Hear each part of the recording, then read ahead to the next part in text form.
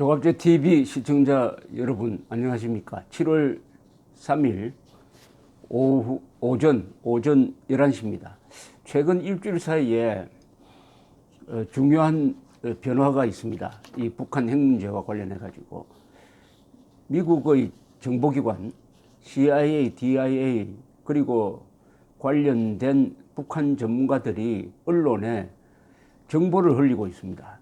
그 정보는 북한이 비핵화할 생각이 없고 오히려 관련 시설을 정수를 하고 있으며 숨기려는 노력을 하고 있다.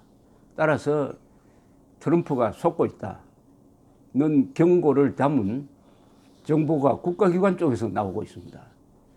이것은 트럼프가 너무나 쉽게 김정은에게 속고 있으니까 여기에 제동을 걸려는 노력으로 보입니다.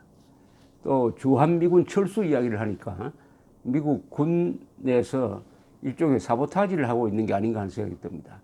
카터가 주한미군 철수 이야기를 꺼냈을 때 박정희의 인권 탄압을 문제를 삼으면서 그때 조직적으로 미국의 CIA, 미국의 군부, 심지어 주한미군 사령관까지 막후해서 그 계획을 좌초시키기 위해서 노력했던 것과 비슷한 상황이 지금 벌어지고 있습니다.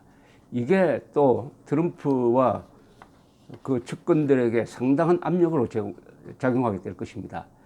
그러면은 속으려고 해도 속고 싶지만은 속을 수 없는 상황이 조성되는 것입니다.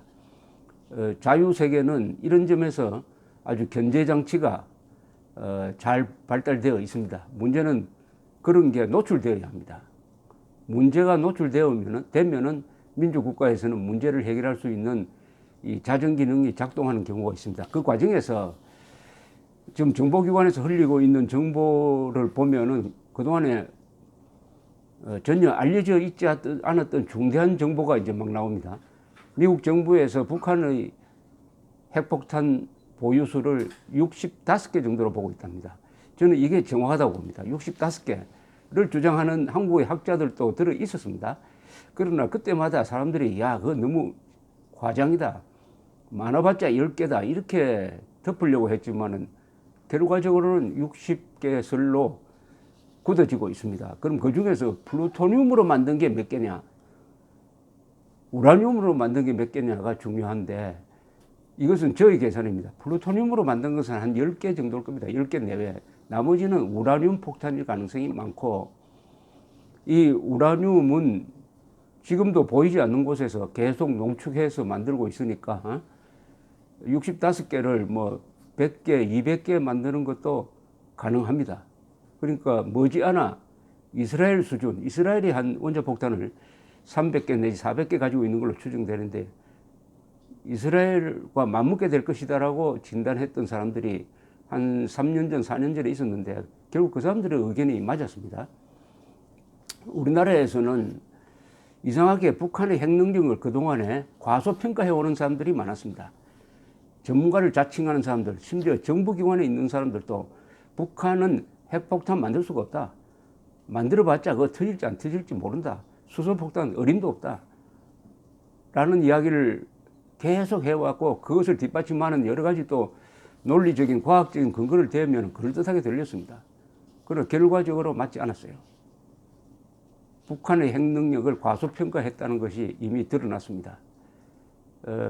이 핵 문제에 관한 과소평가는 건물입니다. 과대평가를 하는 게 맞습니다. 오히려 그게 안전하죠. 그런데 이렇게 정보가 고급 정보가 흘러나오는 과정에서 가장 놀라운 사실은 이겁니다. 우라늄 농축 시설이 공개된 게 아니었습니다. 2010년에 미국의 해커 박사를 초청을 해가지고 스탠포드 대학에 있는 해커 박사를 초청을 해가지고 미국이 시찰을 시켰어요. 그러니까 의도적으로 공개한 건데 그게 2010년입니다. 영변에 있습니다. 영변에 급작스럽게 원심 분리기를 수천 개를 모아가지고 이게 바로 우라늄 농축 시설이다라고 해서 공개를 했는데 해커 박사가 가보니까 아주 시설이 잘 돼 있고 부품이 새 것들이었습니다. 그때 전문가들이 이걸 보고 느낀 게 있습니다. 아, 이게 처음 조립한 게 아니다. 다른 데서 이런 것을 만들어 본 경험자니까 이렇게 만들었을 것이다. 그러니까 몇 개가 더 있다. 이렇게 본 거죠. 그래서 지하시설이겠죠. 있다면 그 지상이면은 아마 발각이 됐을 겁니다. 지하에 우라늄 농축 시설이 더 있다. 그게 몇 개냐? 2개냐, 3개냐? 하는 논란이 있었는데 하여튼 더 있다는 것은 확실해졌습니다. 그런데 이번에 논의 과정에서 강성이라고, 강성, 이 표기가 KANSON으로 나오는데 이것을 공개한 분 이야기는 그게 아니고 KNGSON, 그러니까 강성대국 할 때 강성이라고 불러야 한다는 이야기를 합니다. 올브라이트라는 분이 그런 이야기를 하는데 제 생각은 이게 강성대국 할 때 그 강성이 아닌가 모르겠습니다. 강선이 아니라 강성, 이응받침. 이 강성이라는 이 핵시설이라기보다는 우라늄 농축 시설입니다. 우라늄 농축 시설의 소재를 밝힌 사람은 데이비드 올브라이트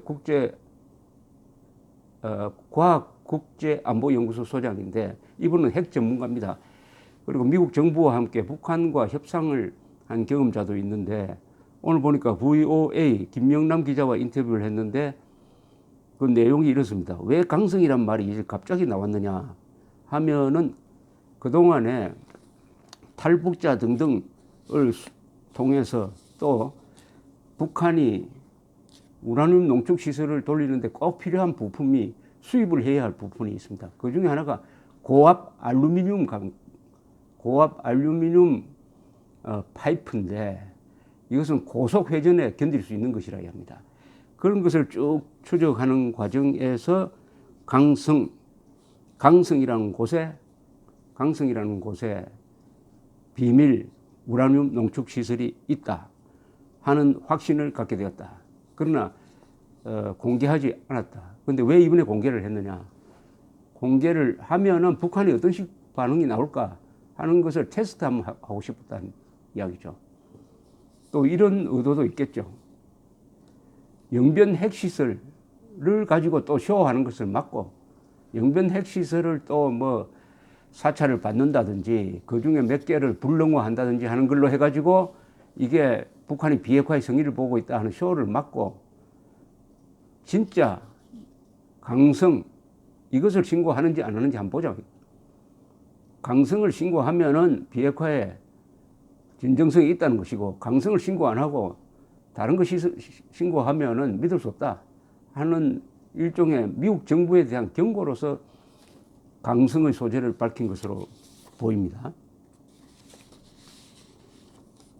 올브라이트는 이렇게 이야기합니다.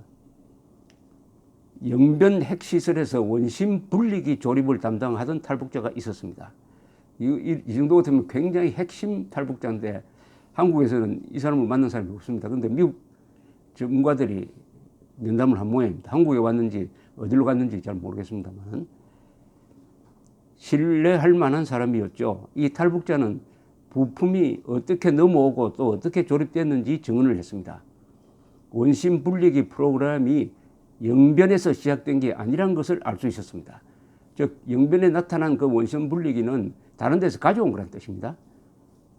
또한 다른 증거도 있었습니다. 북한은 자체적으로 생산할 수 없었기 때문에 다른 국가로부터 관련 기술을 수입했고 그런 증거를 숨기지도 않았습니다. 추적해 본 결과 2000년대 초에 12,000개의 원심 분리기가 조달되었고 2008년에도 2,000개가 조달되었습니다. 2000년도 초반에 원심 분리기 조달이 집중적으로 이루어졌습니다. 원심 분리기는 핵심적인 부품은 외국에서 밀수를 해 들어와야 합니다. 북한이 그 밀수를 하는데 거의 공공연하게 했다는 것이죠.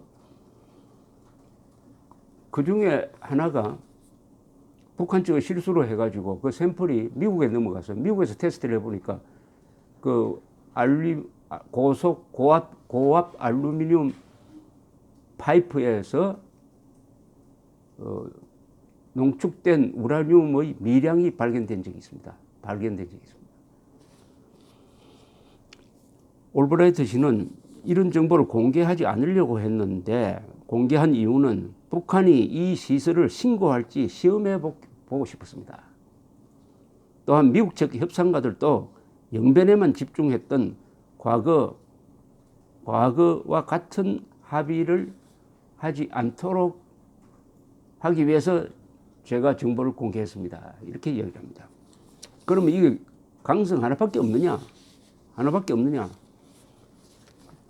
올브라이트 씨는 3개 이상이다. 그러니까 영변 빼고도 강성 등 3개 이상으로 봐야 한다. 이렇게 주장을 합니다. 그러니까 우라늄 농축 시설이 상당히 여러 군데 있다는 겁니다. 지하에 여러 군데 있다는 겁니다. 이 우라늄 농축 시설이 이번 비핵화를 한다면 핵심입니다. 우라늄 농축 시설을 없애야 합니다. 왜냐하면 우라늄 농축 시설에서 우라늄이 만들어지면은 그것은 한 10kg 내지 한 20kg이 원자 폭탄 하나 만드는 데 필요한데 그것을 임계 질량이라고 그럽니다만 20kg을 10kg 이렇게 나누어 가지고 있다가 이걸 갖다 붙여버리면 20kg이 되면서 폭발하는 임계 질량에 도달합니다. 그럼 폭발을 해요. 플루토늄 탄은 그렇게 하지 않고 아주 복잡한 정교한 설계를 해야 이게 폭발을 합니다. 그러니까 더 어렵습니다. 플루토늄 탄은 플루토늄을 만들 때까지는 쉬운데 재처리만 하면 되니까 그 다음에 이것을 폭탄으로 조립하고 설계하는 과정이 상당히 어렵습니다. 그러나 우라늄은 농축 우라늄을 만드는 과정이 어려워요. 이 농축 시설을 만드는데 막대한 시설이 필요하고 전기가 많이 듭니다. 그러나 일단 만들어 놓으면은 폭탄으로 설계하는 것은 간단합니다. 그래서 미국이 2차 세계대전 때 맨 처음 사용한 원자폭탄이 우라늄탄이었습니다. 그게 바로 히로시마에 떨어진 게 우라늄탄이었습니다. 자, 이렇게 되면은 이제 북한이 난처하게 되었습니다. 강성을 공개할 거냐 말 거냐죠. 강성을 공개하지 않으면은 강성의 존재를 인정하지 않으면은 이 비핵화 회담 하나만 합니다. 근데 그걸 공개하면은 그걸 끝이 납니까? 거기에 가야 합니다. 검증을 해야 됩니다. 공개하면 검증해야 돼요. 그걸 검증하면 그걸로 끝납니까? 안 됩니다. 강성 시설을 조사하다 보면은 연관되는 게 또 다른 데 있겠구나. 또 이 부품은 어디서 조달했다. 어느 나라가 북한을 도와줬다. 이런 것까지 다 족보가 쫙 나오게 되어 있습니다. 그것까지 과연 김정은이가 생각하고 있을까요? 저는 생각하지 않고 있다고 봅니다.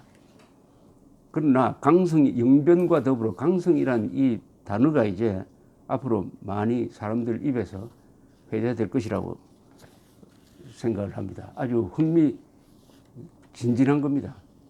이 우라늄 농축과 관련해서는 황장엽 선생이 아주 결정적 증언을 했습니다. 1997년에 한국에 온 황장엽 선생은 1994년에 제네바 합의에 의해서 북한이 플루토늄 방식의 핵 개발은 안 하기로 합의를 한 직후에 그 핵 개발을 지휘하던 사람이 전병호 노동당 비서인데 이 사람이 황장엽 선생을 찾아오더니 어떻게 하면은 러시아 쪽으로부터 우라늄을 좀 얻을 수 없을까? 국제 담당 비서를 오래 한 황장엽 선생한테 좀 도와달라고 하더랍니다. 그런 부탁을 하고 나서 얼마 뒤에 다시 찾아오더니 이제 걱정할 것 없게 되었습니다. 파키스탄으로부터 도입하게 되었습니다. 라고 이야기를 하더랍니다. 즉 파키스탄에 원자폭탄을 만든 칸 박사가 북한을 오고 가면서 우라늄 농축 시설도 제공하고 설계도도 제공했습니다. 그리고 심지어 카한 박사의 증언에 의하면은 북한은 어느 산속으로 데리고 가더니 핵폭탄까지 보여주었다고 합니다. 그 핵폭탄이 과연 진짜냐 가짜냐, 카한 박사가 봐서 진짜 가짜를 구분할 수 없었던 사람은 아닌데, 그러면 벌써 2000년 무렵에 북한이 핵폭탄을 가지고 있었다는 이야기인데, 어쨌든 그런 증언까지 한 적이 있습니다. 그래서 파키스탄을 통해서 이 농축 기술을 이전받은 것은 사실입니다만은 그것 하나로는 끝나지 않았을 것입니다.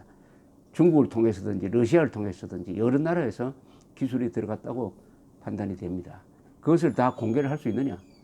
북한이 아직도 벌겋게 살아있는데, 어쨌든 강성이란 이 단어가 앞으로 영변이란 단어처럼 우리 귀에 익은 지명으로 등장하게 될 것 같습니다. 감사합니다.